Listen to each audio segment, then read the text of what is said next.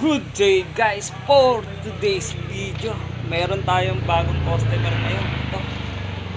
And may problema siya guys sa gulong niya. So maingay kapag namembreno. Tinignan ko na dito sa may left side. Okay naman. Dito ako magpo-focus ngayon sa may right side. Gagawin natin dyan mga boss, jajakan natin yan. Tapos ikot-ikutin natin.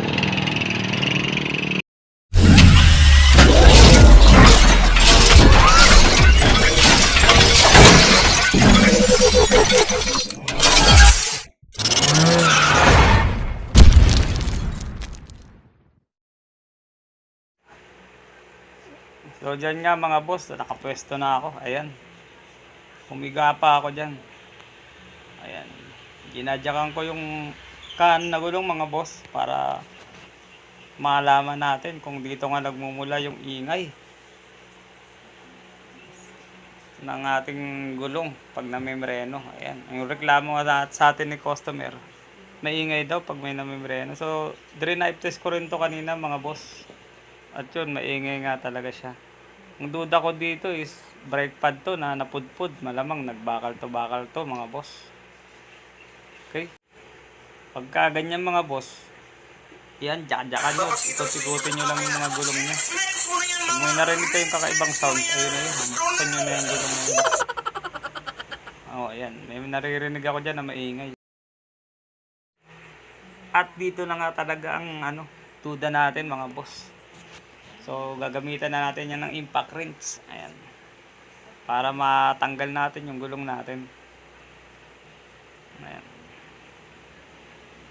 Kung wala naman kayong impact wrench mga boss, tie wrench lang. Ang tanggal dyan. Siguraduhin nyo lang na nakadak na yung, yung gulong nya. Bago nyo tanggalin yan. At bago nyo palaluwagan yan mga boss, kung wala kayong impact wrench, kailangan nakababa pa yung gulong niyan, hindi nyo pa ginagamitan ng jack para hindi lumaban. Right, ayan, tinanggal na natin yung gulong. At eto na nga, makikita na natin kung talagang tama yung hinala natin mga boss, na brake pads nga ang problema nitong modelong L300 ng ating customer. So balik tayo sa trabaho mga boss. Mga tornilyo ng ating brake caliper, meron yung dalawang number 12 na tornilyo mga boss. So luluwagan nyo lang yan mga boss para matanggal natin ang ating brake caliper.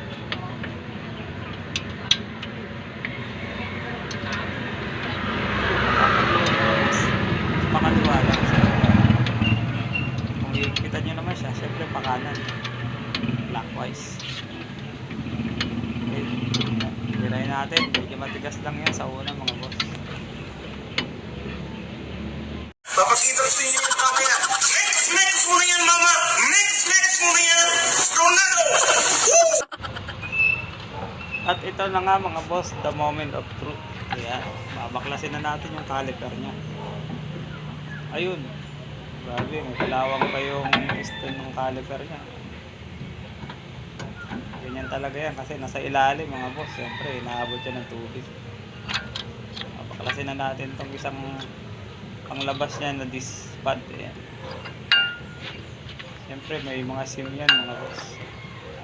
Ayan, medyo nahirapan pa. At siyempre susundutin natin yan. Susundutin natin para matanggal. Tanggal na yung panlabas. Ito na yung panloob. Okay yung panlabas niya mga boss. Itong panloob, ayun, grabe. Kita ko